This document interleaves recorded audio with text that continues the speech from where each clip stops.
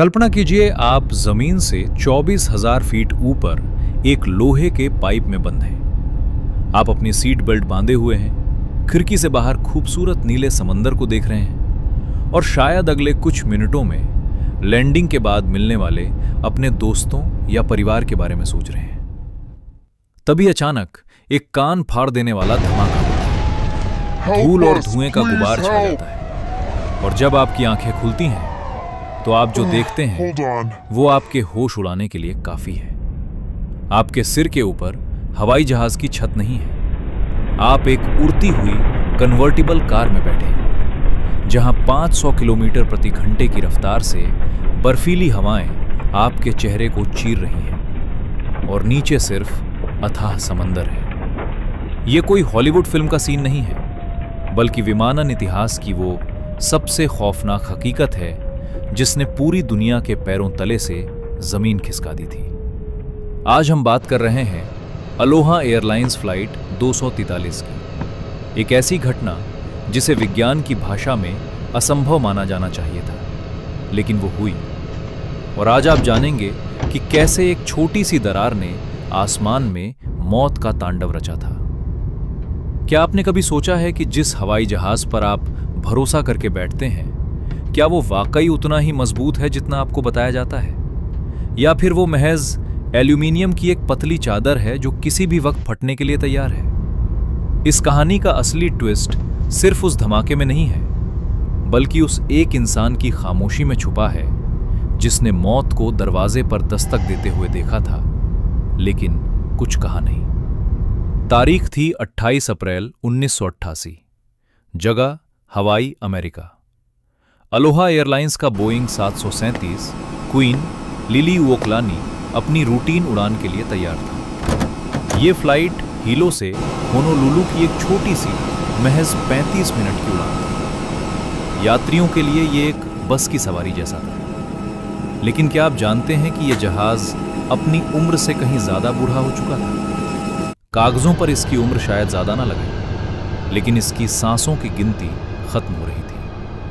एक हवाई जहाज जितनी बार उड़ान भरता है और उतरता है, उसे एक साइकिल कहते हैं, और इस जहाज ने 89,000 से ज्यादा साइकिल पूरे कर लिए थे। यह दुनिया के किसी भी बोइंग 737 के लिए दूसरा सबसे बड़ा आंकड़ा था। लेकिन क्या एयरलाइंस को इस खतरे का अंदाजा था, या वे सिर्फ मुनाफे की दौड़ में सुरक्षा को पीछे छोड़ चुके थे? जहाज के कॉकपिट में थे कैप्टन रॉबर्ट शनस्टाइमर, एक बेहद अनुभवी पायलट, और उनके साथ थीं फर्स्ट ऑफिसर मेडलिन मिमी टॉम्किंस। मिमी उस दिन जहाज उड़ा रही थीं। दोपहर का समय था, मौसम साफ था, सब कुछ इतना सामान्य था कि कोई भी आने वाले तूफान की कल्पना नहीं कर सकता था। विमान में 90 यात्री और 5 क्रू मेंबर सवार थे। इन्हीं में से एक थीं क्लेराबेल लॉन्सिंग। क्लेराबेल सिर्फ एक फ्लाइट अटेंडेंट नहीं थी, वो अलोहा एयरलाइंस का चेहरा थीं। 37 साल का अनुभव, हजारों उड़ानें। यात्री उन्हें प्यार से सीबी बुलाते थे। वो उस समय गलियारे में 5वीं पंक्ति के पास खड़ी थीं, मुस्कुराते हुए यात्रियों को ड्रिंक सर्व कर रही थीं। उन्हें नहीं पता था कि अगले ही सेकंड उनके साथ वो होने वाला है जो विमानन इतिहास की सबसे दुखद याद बन जाएगा। विमान 24,000 फीट की ऊंचाई पर पहुंच चुका था। तभी अचानक बूम, एक ऐसा शोर जैसे किसी ने जहाज के अंदर बम फोड़ दिया। दबाव के अंतर की वजह से जहाज की छत का एक बड़ा हिस्सा करीब 18 फीट का टुकड़ा उखड़कर हवा में उड़ा। फर्स्ट ऑफिसर मिमी ने जब पीछे मुड़कर देखा तो उनके होश उड़ गए। कॉकपिट का दरवाजा गायब था और जहां कभी फर्स्ट क्लास के यात्री बैठे थे, वहां अब सिर्फ नीला आसमान दिख रहा था। जहाज का अगला हिस्सा और पिछला हिस्सा अब सिर्फ फर्श की कुछ बीम के सहारे टिके थे। अगर वो बीम टूट जाती तो जहाज हवा में ही 2 टुकड़ों में बढ़ जाता। जरा सोचिए, अगर आप उस वक्त उस जहाज में होते जहां ऑक्सीजन की कमी है, तापमान 0 से नीचे जा चुका है और आपके चारों तरफ मौत का सन्नाटा नहीं बल्कि हवा का गूंजता हुआ शोर है, तो आप क्या करेंगे? क्या आप अपनी सीट बेल्ट पर भरोसा करते या अपनी आखिरी प्रार्थना पढ़ते? उन्होंने बिना पैनिक हुए बहुत ही सावधानी से जहाज की गति को कम किया। यात्रियों की हालत क्या रही होगी, आप कल्पना कर सकते हैं। कई यात्री खून से लथपथ थे, मलबे के टुकड़े उनके शरीर में धंसे हुए थे, लेकिन वे एक दूसरे का हाथ थामे हुए थे। जब जहाज रनवे के करीब पहुंचा तो एक और बड़ी मुसीबत सामने आई। लैंडिंग गियर की लाइट नहीं जल रही थी। कैप्टन को नहीं पता था कि पहिए खुले हैं या नहीं। अगर वे बिना पहियों के लैंड करते तो रगर की वजह से पैदा होने वाली आग उस टूटे हुए जहाज को 1 सेकंड में राख कर देती। लेकिन उनके पास और कोई चारा नहीं था। उन्होंने रिस्क लिया और जहाज को टचडाउन कराया और चमत्कार हुआ, पहिए खुल चुके थे। जहाज रनवे पर थमा और जैसे ही वो रुका, एम्बुलेंस और दमकल की गाड़ियों की चीखें गूंज उठी। 95 लोगों में से 94 जिंदा थे। ये किसी चमत्कार से कम नहीं था। लेकिन कहानी यहां खत्म नहीं होती। असली इन्वेस्टिगेटिव काम तो अब शुरू होने वाला था। क्यों हुआ ऐसा? क्या यह किसी आतंकवादी का काम था? क्या जहाज के अंदर कोई बम था? National transportation safety board NTSB की टीम जब मौके पर पहुंची तो उन्हें जो मिला वो बम से कहीं ज्यादा खतरनाक था। वो था इंसानी लापरवाही और मेटल फटीग, धातु की थकान। क्या आपने कभी किसी पेपर क्लिप को बार बार मोड़ा है? एक समय आता है जब वो बिना किसी ताकत के टूट जाती है। हवाई जहाज के साथ भी यही होता है।